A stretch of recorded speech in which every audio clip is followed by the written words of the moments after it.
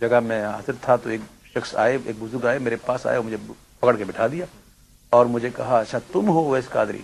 جی تم نعت لکھتے ہو؟ یہ پھر انہوں نے وہ کتاب نکالی اور مجھے بتایا کہ یہ تم نے کیا لکھا ہے، یہ نعت ہوتی ہے، یہ کیا لکھا ہو، یہ لکھا ہوتا ہے، یہ لکھا ہے، آپ کو نعت کہنے نہیں آتی، میں اس سے شکایت کروں گا، میں اس سے شکایت کروں گا۔ میں سنتا رہا، پھر میں نے کہا حضرت یہ کتاب مجھے دکھائیے، اور میں نے کہا کہ حضرت یہ کتاب میں پہلی دفعہ دیکھ رہا ہوں اور یہ میں نے نہیں چھپائی، اور جہاں تک آپ نے کہا کہ یہاں آپ نے کیا لکھا ہے تو یہ یہاں کتابت کی غلطی ہے، یہاں یہ لفظ نہیں ہے، یہ ہے مرتب کی غلطی ہے جس نے شائع کیا۔ ہاں پھر یہ یہاں انہوں نے یہاں آپ نے کہا کہ یہ غلطی ہے تو یہاں یہ لفظ نہیں، یہ ہے۔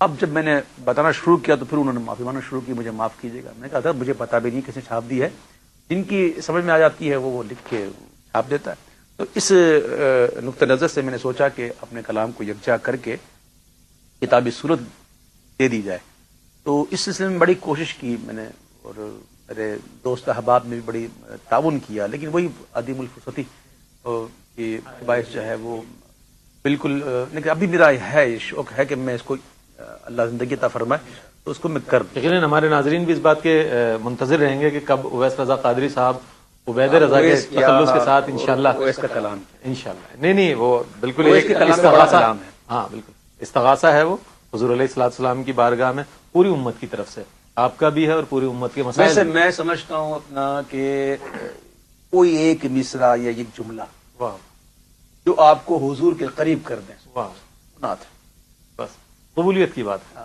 سبحان اللہ۔ اور دیکھیے ہم یہ نہیں کہہ سکتے کہ استغاثہ یا کوئی یہ نہیں ہونا چاہیے، میں یہ کہتا ہوں کہ جو ایک مصرع ہو یا ایک جملہ ہو وہ آپ کو آقا دو عالم صلی اللہ علیہ وسلم سے قریب کر دے، واہ ان کی محبت دل میں بھڑکا دے، واہ۔ وہ نعت ہے۔ اچھا ایک بات اور ہم پوچھنا چاہیں گے، یقیناً ہمارے ناظرین کے ذہن میں بھی سوال موجود ہوگا، ہم نے آپ کو 1 گھنٹہ 2 گھنٹہ 3 گھنٹے اور اس سے بھی زیادہ پڑھتا ہوا دیکھا، تو یہ حافظہ جو ہے آپ کا الحمدللہ، یہ اس کا کیا مطلب، یہ بھی عطائے خداوندی ہے آواز کی طرح کہ آپ کو ماشاءاللہ حفظ ہے کلام، اعلیٰ حضرت کا کلام ہے اور دیگر کلام طویل بحروں میں، جیسے وہ عشق کے رنگ میں رنگ جائیں جب افکار ادیب صاحب کا کلام اور دیگر ہم نے کلام سنا، اور آپ جب ایک کلام پڑھتے ہیں تو اس کے ساتھ بندشیں اور اس کے بعد اتنا زیادہ کلام کیسے محفوظ ہو جاتا ہے آپ کے ذہن میں؟ بھائی سب سے پہلی بات تو یہ کہ اللہ کا کرم ہے، ذالک فضل اللہ یؤتیہ من یشاء واللہ ذو الفضل العظیم، یہ اس کا کرم ہے۔ دوسری بات یہ ہے کہ انوالومنٹ، کہ آپ جس چیز میں ہیں اگر اس میں آپ انوالو ہو جائیں تو ظاہر ہے اپنے آپ پر طاری کر لیں تو ظاہر ہے کہ اس کے اندر اثرات آئیں گے۔ جیسے میں میری اور کوئی فیلڈ ہے ہی نہیں، الحمدللہ اللہ کا شکر ادا کرتا ہوں کہ میری اور کوئی فیلڈ نہیں نعت خانی کے علاوہ، اسی میں جینا، اسی میں مرنا، اسی میں کھانا پینا، الحمدللہ تعالی۔ تو چونکہ میں نے اپنے آپ پر طاری کر لیا ہے، اور جہاں تک آپ نے کہا کہ اتنے اشعار یاد کرنا، تو یاد میں نے آج تک کبھی نہیں کیا۔ اچھے شعر جو ہوتے نا، معنی خیز شعر جو ہوتے ہیں وہ خود بخود یاد ہو جاتے ہیں۔ آپ امام اہل سنت کے کلام کو دیکھیں، میں سمجھتا ہوں میں اردو ادب کے اندر میں نے آج تک ایسی نعتیہ شاعری دیکھی ہی نہیں، نہ دیکھی نہ سنی، لیکن اگر اعلیٰ حضرت کو کلام کو بندہ اگر سمجھنے کی کوشش کرے تو وہ کہے گا واقعی یہ کلام جو ہے یہ آفاقی کلام ہے۔ میں سب کبھی کبھی نعت پڑھتا ہوں اعلیٰ حضرت کی تو میں سوچتا ہوں کہ اعلیٰ حضرت نے کیسے لکھا، کہ الفاظ اس ترتیب کے ساتھ جڑے ہوئے ہیں کہ سمجھ نہیں پڑتی کہ یہ لکھا کیسے اعلیٰ حضرت نے۔ پھر کہتا ہوں شاید ایسا ہوتا ہوگا کہ سید امام اہل سنت کی بارگاہ میں جو ہے وہ لغت سے جو ہے وہ الفاظ اڑ کے آتے ہوں گے اور وہ عرض کرتے ہوں گے دست بستہ کہ حضور اپنے کلام میں کہیں جگہ دے دیجیے۔ کیا بات، واقعی اچھے تصورات ہیں آپ کی۔ یقیناً آپ نے جب اعلیٰ حضرت کو پڑھا اور ان کی شاعری کو سمجھنے کی کوشش کی تو یقیناً یہ انسان تحیر میں پڑ جاتا ہے کہ آیا یہ سب کیسے ممکن ہوا، یہ بھی اللہ کی عطا ہے۔ وقت اتنا ہے نہیں، ورنہ میں ایک مثال دیتا جو میں نے آج تک کسی بھی ادب کے اردو ادب میں نعتیہ شعر خط توام میں نہیں دیکھا۔ ایک صنعت ہے خط توام، تو خط توام اسے کہتے ہیں جو 2 ورقوں میں لکھا جاتا ہے، تو کوئی خاص پیغام ہوتا ہے تو لفظ کو توڑ توڑ کر لکھا جاتا ہے۔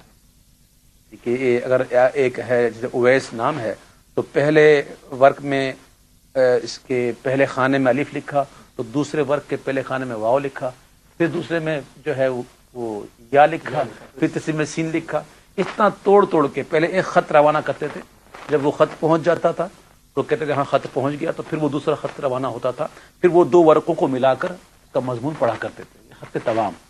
امام اہل سنت نے اس کے اندر ایک نعتیہ شعر لکھا اور بڑے خوبصورت انداز میں لکھا، اور حسنین کریمین کی شان میں لکھا کہ ایک سینے تک مشابہ، ایک وہاں سے پاؤں تک، حسن سبتین ان کے جاموں میں ہے نیما نور کا، صاف شکل پاک ہے دونوں کے ملنے سے آیا، خط توام میں لکھا ہے یہ 2 ورقہ نور کا۔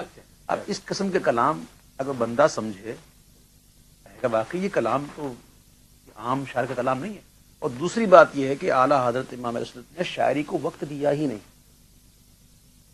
شاعری کو وقت ہی نہیں دیا، اور وقت نہ دیتے ہوئے ان کے کلام کا یہ حالت۔ اگر وہ شاعری کو وقت دیتے کیا عالم ہوتا؟ کیا حالت؟ بے شبہ۔ اچھا اویس بھائی یہ بتائیے کہ ایک زمانہ آپ کا شناسہ ہے نعت خوانی کے حوالے سے اور آپ کا عقیدت مند ہے، آپ کے بچوں میں صاحبزادوں میں کوئی اس شعبے کی طرف یعنی ثنا خوانی کی طرف کوئی ہے، اور اگر ہے تو کیا آپ چاہیں گے کہ مستقبل میں وہ بھی اویس رضا قادری صاحب کی طرح دنیا بھر میں جا کے حضور علیہ الصلوۃ والسلام کی ثنا خوانی کریں؟ میں چاہوں گا، کیا میں تو دعا کرتا ہوں کہ، اور اکثر محفل میں دعا کرتا ہوں کہ یا اللہ تا قیامت ایمان اور عشق رسول کو میری نسلوں میں قائم فرما۔ آمین۔ اور دیکھیں نعت خواں ہونے میں میں اور آپ برابر ہیں، ہر وہ سرکار کا چاہنے والا وہ نعت خواں ہے۔ خوش الحانی ایک عطیہ خداوندی ہے، جسے چاہے اللہ دے دے۔ خواہش یہی ہے کہ میرے بچے بھی سرکار علیہ السلام کے ہی ثنا خواں بنے، اور الحمدللہ ان میں ہے رجحان ہے، وہ پڑھتے ہیں۔ لیکن میں اپنے بچوں کو میں ذرا میرا نظریہ اس سے ذرا مختلف ہے۔ جیسے آج کل چھوٹے بچوں کو بہت زیادہ ٹیلی ویژن پر جو ہے وہ والدین لے کے جاتے ہیں، اور خوب بیچاروں کو عمر سے زیادہ جو ہے ان کو بوجھ ڈال دیتے ہیں۔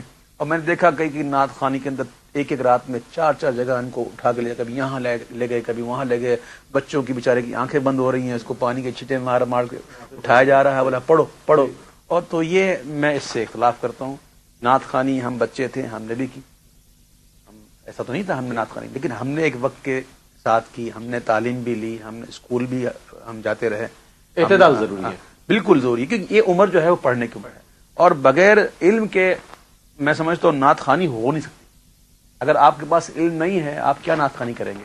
آپ کو لوگوں سے بات کرنے کا طریقہ نہیں، آپ کیا نعت خوانی کریں گے؟ تو علم اور تعلیم جو ہے وہ بہت ہی ضروری ہے، اس پر توجہ ہونی چاہیے۔ اور میں اپنے بچوں کو الحمدللہ اسی پر توجہ ہے، نعت خوانی بھی ان کو لے کے جاتا ہوں، کبھی کبھی لے کے جاتا ہوں، پڑھاتا بھی ہوں، لیکن اس پر زیادہ توجہ تعلیم پر۔ ناظرین ہم جا رہے ہیں ایک مختصر سے وقت